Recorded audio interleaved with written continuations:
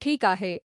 मागील काही लेक्चरमध्ये हार्मोनिक ऑसिलेटरवरील डबल डेल्टा पोटेन्शियल आधारित काही प्रॉब्लेम्स आपण आधीच पाहिले आहेत.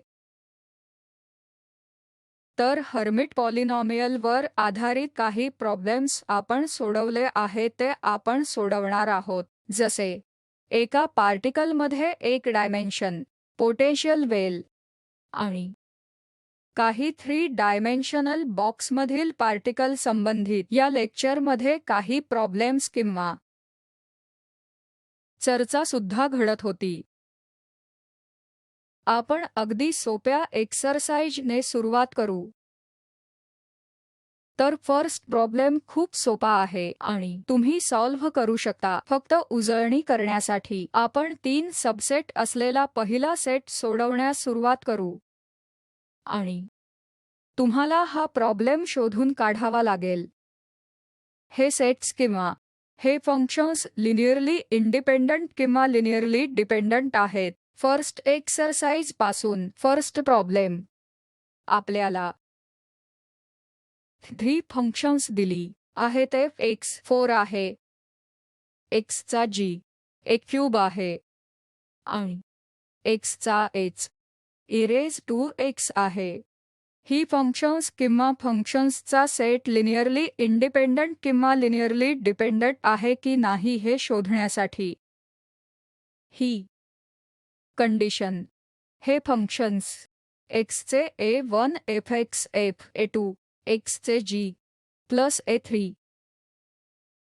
सॅटिस्फाय पाहिजे. x चा h 0 शी इक्वल असायला पाहिजे. जसे की आपल्याकडे a1 equal to a3 equal to 0 आहे. मग आपण या सेटला लिनियरली इंडिपेंडंट असे म्हणतो.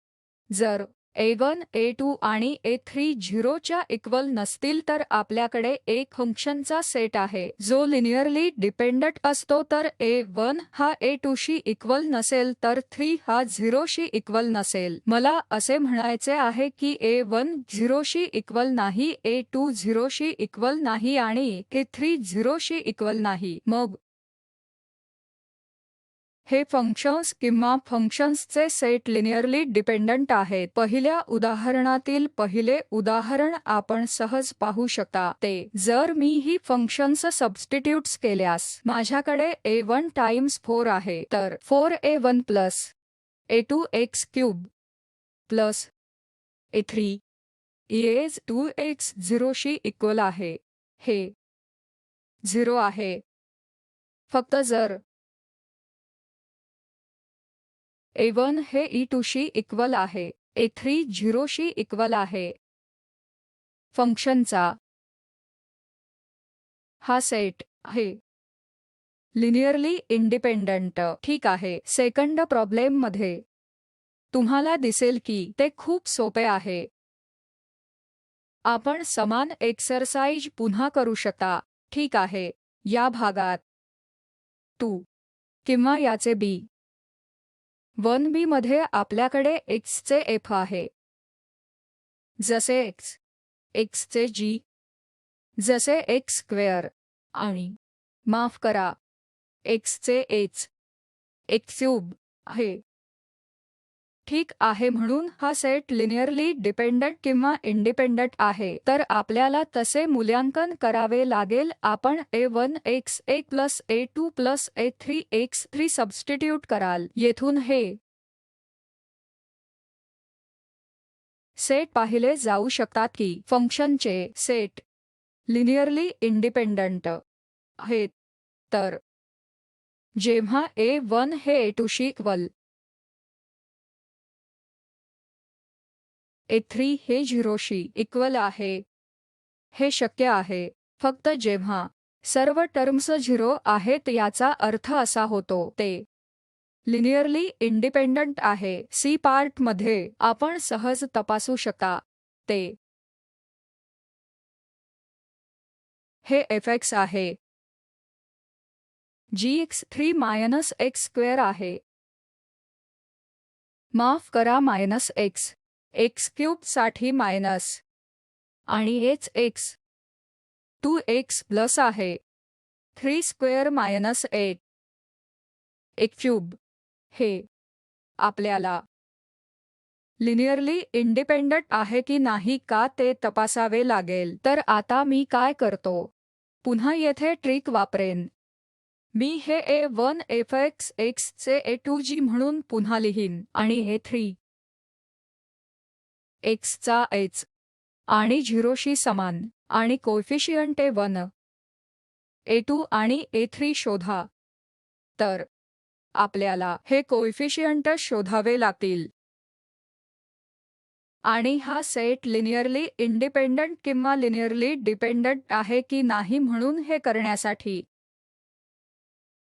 मी तुमच्यासाठी सोडतो. हे अगदी सोपे आहे की तुम्हाला फक्त f1 f2 f3 यासाठी सबस्टिट्यूट करावे लागेल आणि आपण ते आम्ही आधी लिहिलेल्या a1 fx plus a2 x चा g प्लस a3 x चा h अगोदर या फॉर्ममध्ये लिहिता. जर आपल्याला f g h यांच्यात काही संबंध सापडला तर ते लिनियरली डिपेंडंट आहे. ठीक आहे, हा एक्सरसाइजचा एक भाग आहे. आपण प्रयत्न करू शकता. तर आता आपण या प्रश्नाच्या सेकंड पार्टकडे जाऊ. पुन्हा प्रॉब्लेम्स. आपण पहिल्या भागात काय केले ते सारखे असेल. आपण पहिल्या भागात काय केले ते येथे निर्देशांक दिले आहेत. पहिला प्रॉब्लेम. आपल्याकडे जसा व्हेक्टर ए आहे आणि व्हेक्टर b-2 3 आणि 0 आहे. आपण यातूनच पाहू शकता ते vector a-3 times vector b आहे. याचा अर्थ असा होतो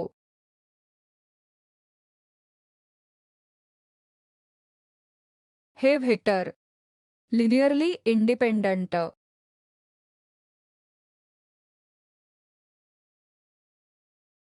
आहेत. माफ करा, लिनियरली डिपेंडंट आहेत कारण कोएफिशियंट्स वैयक्तिकरित्या 0 शी इक्वल नाहीत. येथे a1 हे 1 आहे आणि आपले 2 हे 3 आहेत. मला ते दुसऱ्या बाजूला घ्यावे लागेल आणि माझ्याकडे a1 plus 3 a plus 3 b हे 0 शी इक्वल आहे. b भागात आपण पुन्हा तपासू शकता. बी भाग पुन्हा तपासण्यासाठी खूप सोपा आहे. हे केले जाऊ शकते. 0 1 2 आणि c 0 0-5 आहे. आता मी a1 a plus a2 b plus 3c लिहिण्याची पायरी वगळली आहे. मी हे पटकन 2a1 असे लिहू शकतो. ठीक आहे. Second term plus 3 a1 plus a2 असेल. ठीक आहे. आणि थर्ड टर्म ठीक आहे हे विसरू नका म्हणून हे कार्टेशियन कोऑर्डिनेट्समध्ये आहे तर x y आणि z म्हणून मी येथे लिहिले पाहिजे. x कॅप ही y कॅप आहे. तसेच शेवटची टर्म मायनस a1 प्लस ते a2-5 a3 x y आणि z z कॅप 0 शी इक्वल अशी होईल. आता आपल्याला प्रत्येक कोएफिशियंट इक्वेट करावे लागेल. अशा प्रकारे आपण p आणि c चे व्हॅल्यू कॅल्क्युलेट करू शकतो. येथून जर हे इक्वल असेल, जर a1 0 शी इक्वल आपण a2 मिळवू शकतो जे 0 शी सुद्धा इक्वल आहे. आणि जेव्हा आपण a1 आणि a2 साठी सबस्टिट्यूट करता याचा अर्थ a3 सुद्धा 0 असा होईल. याचा अर्थ हे व्हेक्टर्स लिनियरली इंडिपेंडंट आहेत. ठीक आहे. आणि समान एक्सरसाइज शेवटचा भाग शेवटच्या प्रॉब्लेमसाठी जाते. हे थोडे लांब असेल परंतु कठीण नाही म्हणून तुम्ही हे वापरून पाहू शकता. a1 a2 1 2 आणि 3 B-4 1 आहे आणि 7 C 0 आहे. 10 11 आणि व्हेक्टर D14 आहे, जे या पद्धतीने मी केले आहे. आपण 3 आणि -4 हे व्हेक्टर्स लिनियरली डिपेंडंट किंवा लिनियरली इंडिपेंडंट आहेत की नाही हे काम करू शकता किंवा शोधून काढू शकता. ही एक एक्सरसाइज आहे. हे करण्यासाठी काही पावले काही मिनिटे लागतील. इतके अवघड नाही. ठीक आहे, आता आपण पुढच्या प्रॉब्लेमच्या सेटवर जाऊ. तो प्रॉब्लेम 3 मध्ये थर्ड प्रॉब्लेम आहे. मला फक्त आठवू द्या, पहिल्या ट्युटोरियलमध्ये आपण time dependent wave function calculate केले होते, बरोबर? तर या वेळी डिपेंडंट वेव्ह फंक्शन आपण एका डायमेन्शन मधील पार्टिकलसाठी कॅल्क्युलेट केले होते. पुन्हा इथे आपण वेव्ह फंक्शन दिले आहे, जे टाइम इंडिपेंडंट वेव्ह फंक्शन, कारण माझ्याकडे x0 आहे, जे a⁻² स्क्वेअर च्या वर -x² आहे. यामध्ये आपण काय करतो आहे, हे करण्याचा एक मार्ग म्हणजे आपण मोमेंटम रिप्रेझेंटेशनमध्ये मोमेंटमच्या टर्म्सनुसार लिहू शकता. त्यामुळे मोमेंटम स्पेस टर्म्सनुसार वेव्ह फंक्शन मोमेंटम स्पेस टर्म्समध्ये आहेत.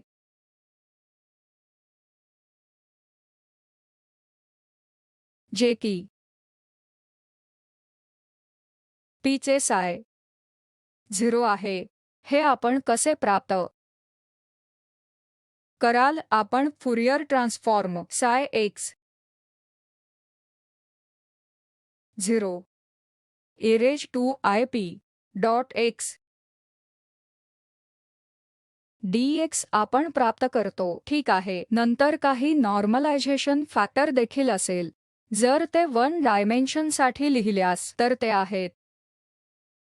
माझ्याकडे आहे. तर 1 डायमेन्शनसाठी माझ्याकडे 2π(h⁻² आहे आणि जर मी हे 3 डायमेन्शनसाठी लिहितो तर मला ते -i(h⁻) बनवू द्या. आता जर आपण ते 3 डायमेन्शनमध्ये लिहिलं तर आपल्याला 2π(h⁻) पूर्ण 3/2 होतील आणि हे p.r असेल. तर आता आपण वेव्ह फंक्शनसाठी क्रॉस सबस्टिट्यूट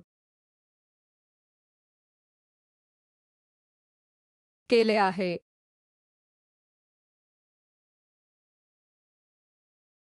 आणि आपल्याकडे हे -ip.xh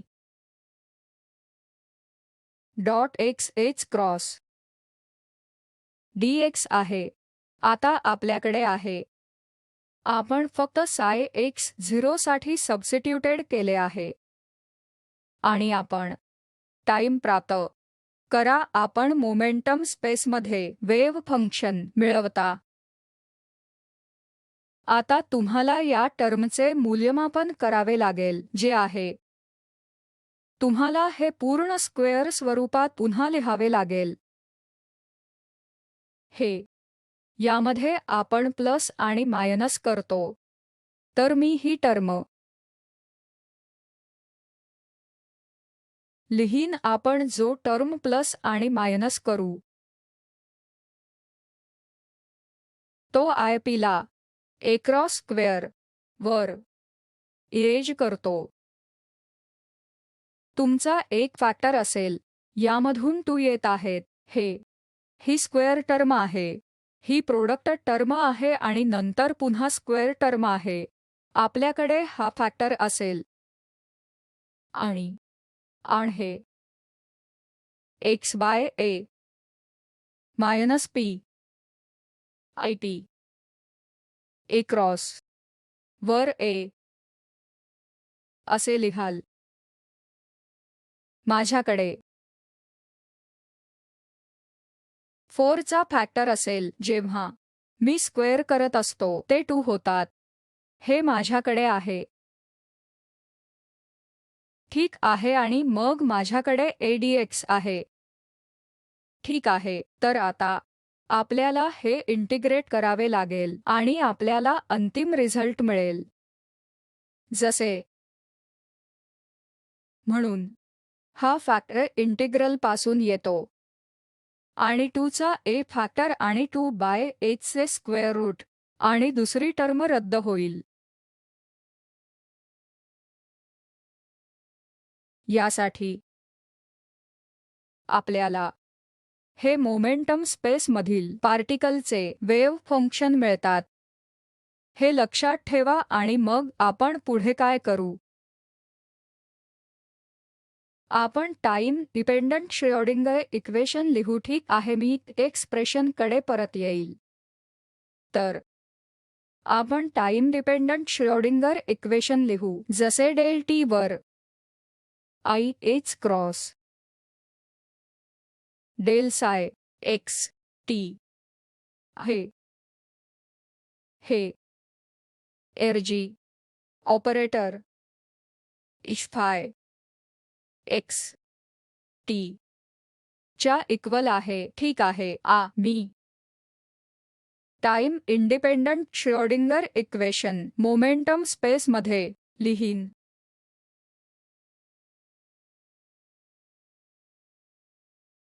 हे डेल साय बाय डेल टी असे दिसेल. माझ्याकडे आय एच क्रॉस आहे, माझ्याकडे पी आहे. आय एच च्या इक्वल आहे. मी लिहू शकतो जसे ऑपरेटर म्हणून 2m फाय वर पी स्क्वेअर. जर मी फाय वापरत असल्यास चला फाय सर्वत्र किंवा साय वन नोटेशन वापरू. I h cross del phi by del t 2m phi p t वर पी स्क्वेअर आहे. ठीक, आता हे या इक्वेशन चे सोल्युशन लिहूया जे असेल फाय पी टी. तुम्ही हा आय एच क्रॉस सहज घेऊ शकता.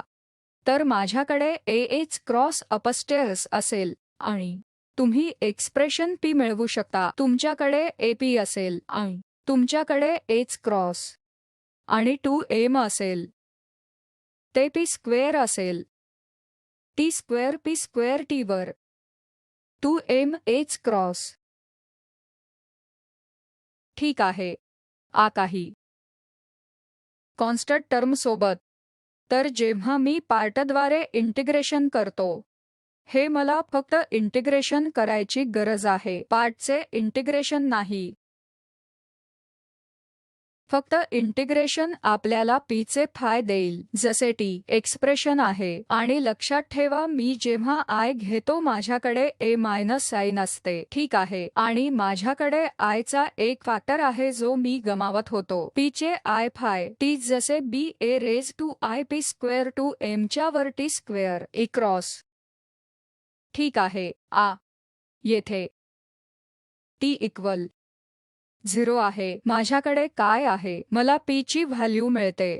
पी हा P0 आहे आणि आपण मागील एक्सप्रेशनमध्ये पी किंवा 50 चे मूल्यमापन केले आहे. त्यामुळे हे काय आपले साय होते P0, जे काही नाही पण जे मी येथे परिभाषित केले आहे याशिवाय काहीही नाही. साय Px ज्याचे मी आधीच मूल्यांकन केले आहे. वेव्ह फंक्शन मोमेंटम स्पेसमध्ये जे टाइम आहे, मोमेंटम स्पेसमध्ये डिपेंडंट वेव्ह फंक्शन ते स्क्वेअर रूटवर ए होईल. मी पीच्या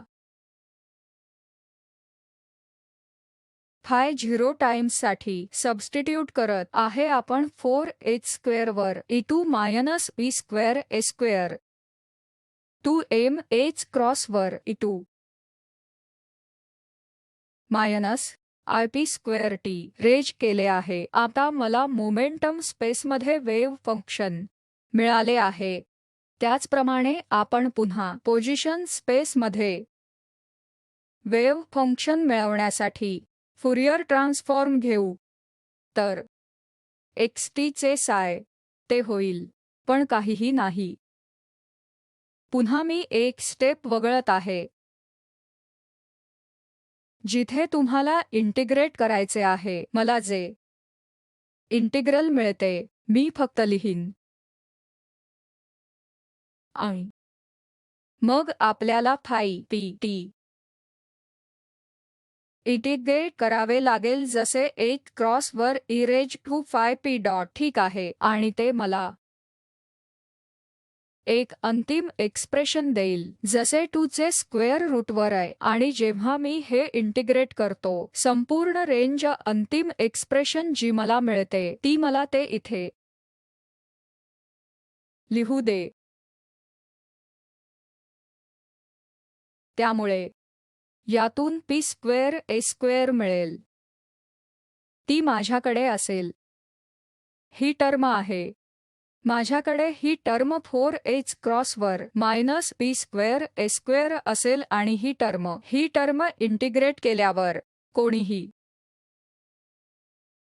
शेवटी m वर a² plus 2ih cross t प्राप्त करू शकतो. या एक्सप्रेशन टाइम्समध्ये आपल्याला a² प्लस वर एक्सपोनेन्शियल -x² चे एडिशनल फॅक्टर मिळेल. हे आहे एक्सपोनंटमध्ये 2ih क्रॉस ty m. हे टाइम डिपेंडंट वेव्ह फंक्शनसाठी हे एक्सप्रेशन आहे. फर्स्ट आपण ते केले. फर्स्ट आपण मोमेंटम स्पेसमध्ये वेव्ह फंक्शन लिहा. एकदा आपण wave function time dependent wave function time independent wave function momentum स्पेसमध्ये प्राप्त केले मग आपण काय केले होते तर आपण मोमेंटम स्पेसमध्ये टाइम इंडिपेंडंट श्रोडिंगर इक्वेशन लिहिले होते. आपल्याला सर्व इंटिग्रेशन करावे लागेल ज्यामध्ये आपण स्क्वेअर पूर्ण कराल आणि निश्चित इंटिग्रल शोधाल आणि नंतर पुन्हा आपण फुरियर ट्रान्सफॉर्म तर मोमेंटम पोझिशन स्पेसमधून मोमेंटम स्पेसकडे जाऊ. वेव्ह फंक्शनची गणना करण्याचा हा आणखी एक मार्ग आहे जो टाइम इंडिपेंडंट आहे. Time dependent wave independent wave फंक्शनमधून आपल्याला टाइम डिपेंडेंट वेव्ह फंक्शन मिळते. पुढील प्रॉब्लेम फोर्थ प्रॉब्लेममध्ये असेल ज्यात थोडा विचार करणे समाविष्ट आहे. या प्रॉब्लेममध्ये आपल्याला ए पार्टिकल दिला आहे जे हार्मोनिक ऑसिलेटर पोटेन्शियलमध्ये 1 डायमेन्शनमध्ये फिरत आहे. हार्मोनिक ऑसिलेटर पोटेन्शियल तुम्हाला दिली जाते आणि सुरुवातीला पार्टिकल ग्राउंड स्टेटला असतो आणि ॲन इन्फायनाईट पोटेन्शियल अचानक अवरोध निर्माण केला आहे. तो x0 शी इक्वल असणे x च्या इक्वल 0 आहे. तेथे इन्फायनाईट पोटेन्शियल आहे. आपण x0 पेक्षा कमी अशी अपेक्षा करू शकतो. पोटेन्शियल वेव्ह फंक्शन असेल जे येथे आहे आणि पार्टिकल ओरिजिनच्या एका बाजूला मर्यादित आहे आणि ती म्हणजे पार्टिकल शोधण्याची प्रोबॅबिलिटी. नवीन पोटेन्शियलच्या ग्राउंड स्टेटमध्ये ती प्रोबॅबिलिटी काय आहे जी अचानक निर्माण झालेल्या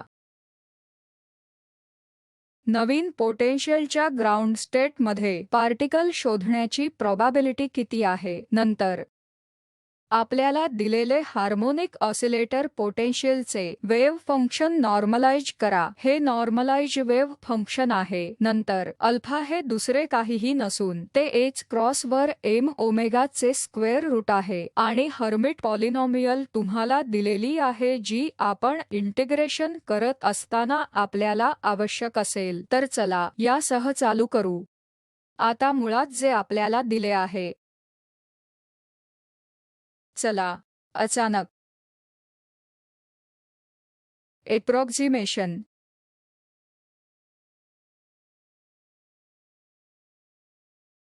थेरमद्वारे लिहा.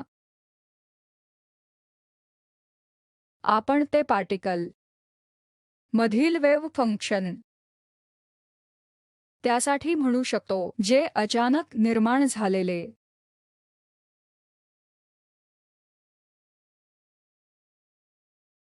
इन्फायनाईट अवरोध पोटेन्शियल यासोबत बदलू शकते किंवा नाही, तथापि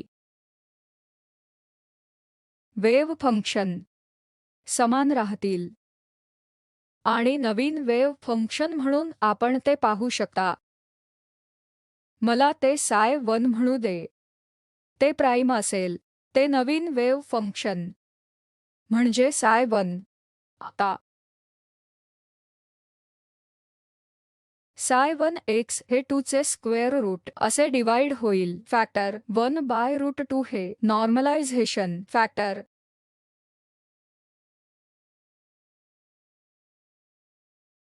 आहे. म्हणून वेव्ह फंक्शन नवीन वेव्ह फंक्शन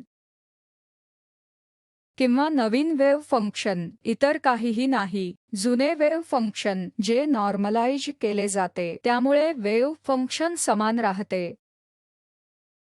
आणि या नवीन वेव्ह फंक्शनसाठी ग्राउंड स्टेटमध्ये पार्टिकल शोधण्याची प्रोबॅबिलिटी काय होते ते पाहूया.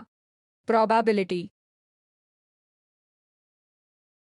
आणि आणखी एक गोष्ट जी आपण लक्षात घेतली पाहिजे की हे वेव्ह फंक्शन x हा 0 पेक्षा मोठा हे खरे आहे आणि आपले वेव्ह फंक्शन 0 पेक्षा कमी x साठी 0 आहे कारण पोटेन्शियल किंवा इन्फायनाईट पोटेन्शियल अचानक निर्माण तयार झालेले x हे 0 शी इक्वल x हा 0 इन्फायनाईट पोटेन्शियलशी इक्वल तयार केले जात आहे. तर 0 पेक्षा कमी x साठी वेव्ह फंक्शन 0 कडे जाईल आणि तर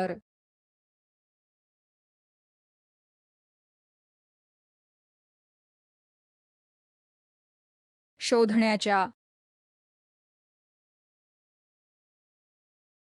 प्रोबॅबिलिटी पार्टिकल शोधण्याची प्रोबॅबिलिटी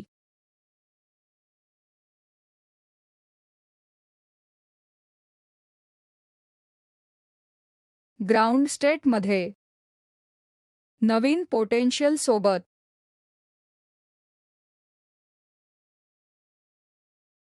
पार्टिकल शोधण्याची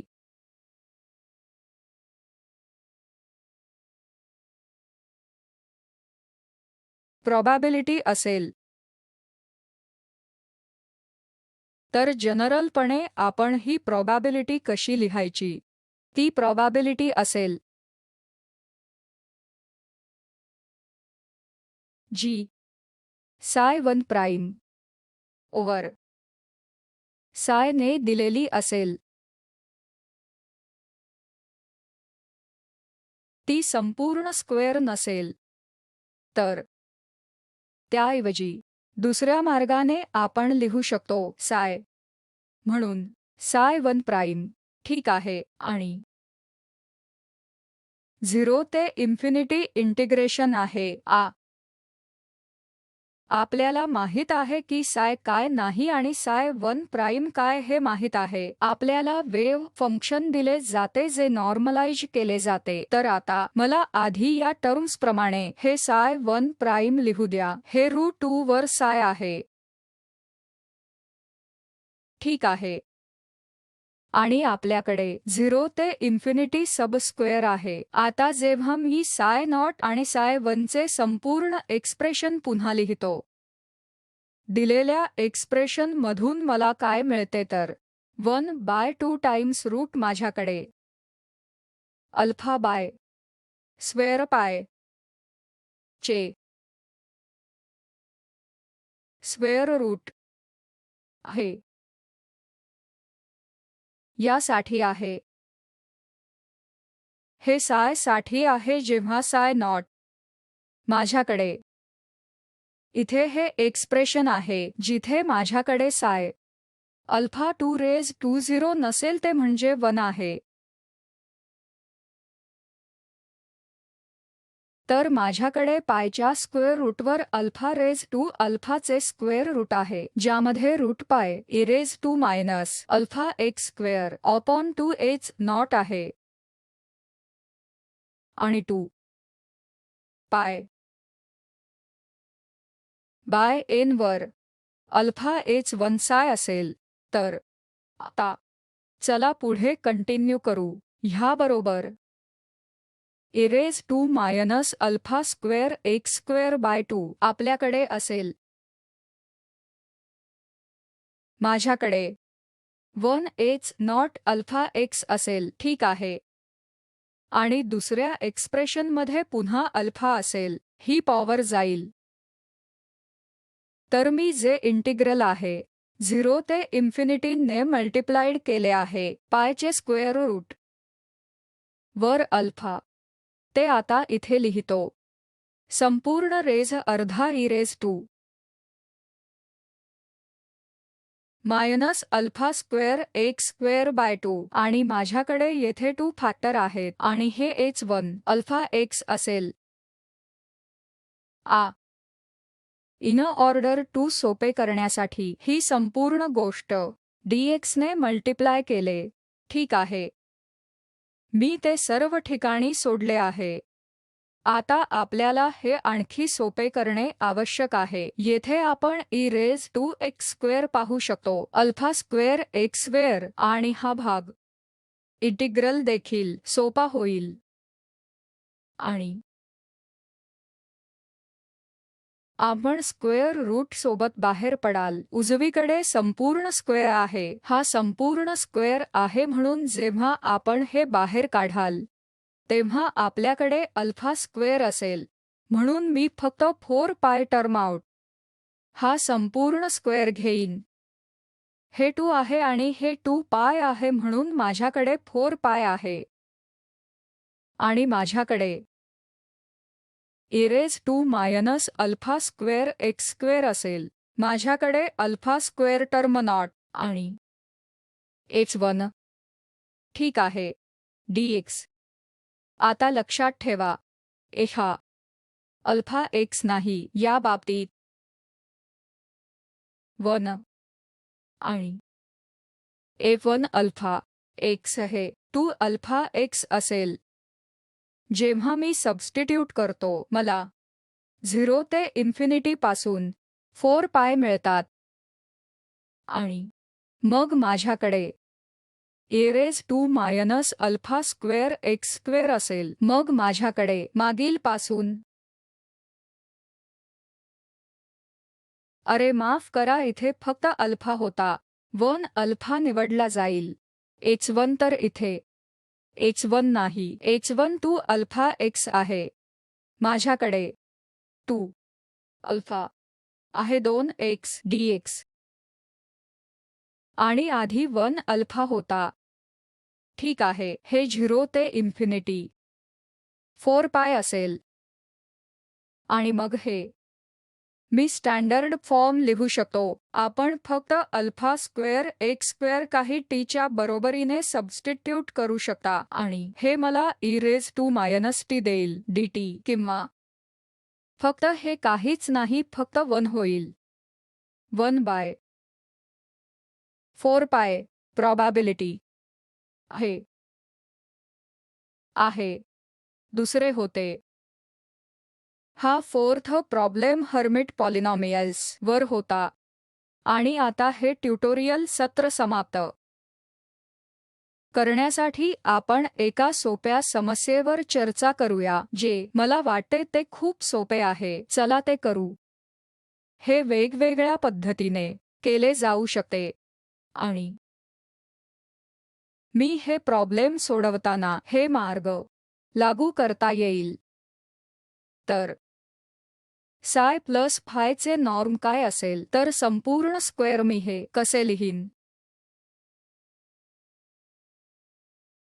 मी हे असे लिहू शकतो. साय प्लस फाय साय प्लस फाय. मी हा नॉर्म लिहू शकतो जसे साय प्लस फाय, ठीक आहे. याप्रमाणे साय प्लस फायचे नॉर्म स्क्वेअर मी हे लिहित आहे. ही असोसिएटिव्ह प्रॉपर्टी आपण वापरतो. हे इतर काही नाही पण सायवर साय फाय वर फाय प्लस क्रॉस टर्म्स हे प्लस. ठीक आहे. आता येथून आपण पाहू शकता की हे नेहमी 0 पेक्षा मोठे असेल. आपल्याला माहिती आहे नॉर्म पासून व्हेक्टरचा नॉर्म नेहमी 0 हा 0 पेक्षा मोठे आहे. माफ करा.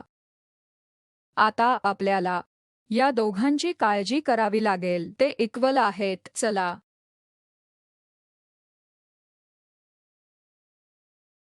कॉची श्वार्ज इनइक्वालिटी पासून तर कॉची श्वार्ज इनइक्वालिटी लागू करूया. आपल्याला काय माहित आहे? फाय वर साय ते इतर कोणत्याही दिलेल्या व्हेक्टर ते माहित आहे. ठीक आहे. तर हा नॉर्म नेहमी फायचा साय नॉर्म पेक्षा कमी असतो. ते वापरून आपण हे असे पुन्हा लिहू शकतो.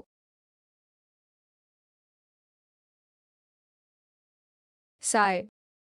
ठीक आहे. माझ्याकडे साय आहे. हे काही नाही पण मी ते फाय स्क्वेअर लिहू शकतो. ते आहे. मी हे असे लिहू शकतो की साय square plus five square plus 2 साय टाइम्स फाय आहे. जेव्हा मी हे करत असतो ह्यापेक्षा कमी किंवा इक्वल असेल. हे कारण मी सबस्टिट्यूटसाठी फाय वर साय आणि फाय वर साय करत आहे. हे इतर काही नाही तर साय प्लस होल स्क्वेअर फायचे नॉर्म, ज्याचा अर्थ होईल अपेक्षित परिणाम इंडिव्हिज्युअल व्हेक्टर पेक्षा नेहमी कमी किंवा इक्वल असतो. ठीक आहे. आता यासह मला वाटते की आपण येथे थांबू शकतो आणि आपल्याला यावर आधारित ट्युटोरियल प्रॉब्लेम्स असतील. पुढे काय असेल तर ते लिनियर व्हेक्टर स्पेस असेल आणि लिनियर व्हेक्टर स्पेसवर आधारित अधिक मनोरंजक प्रॉब्लेम्स पुढील लेक्चरला चर्चा केले जातील. ते गणिताच्या प्रॉब्लेम्स सारखे आहेत आणि आपल्याला सोडवताना आनंद मिळेल आणि लेक्चर्स तुम्हाला क्वांटम मेकॅनिक्ससह गणिताच्या भागाची संबंधित एक अंतर्दृष्टी देईल. पुन्हा भेटूया.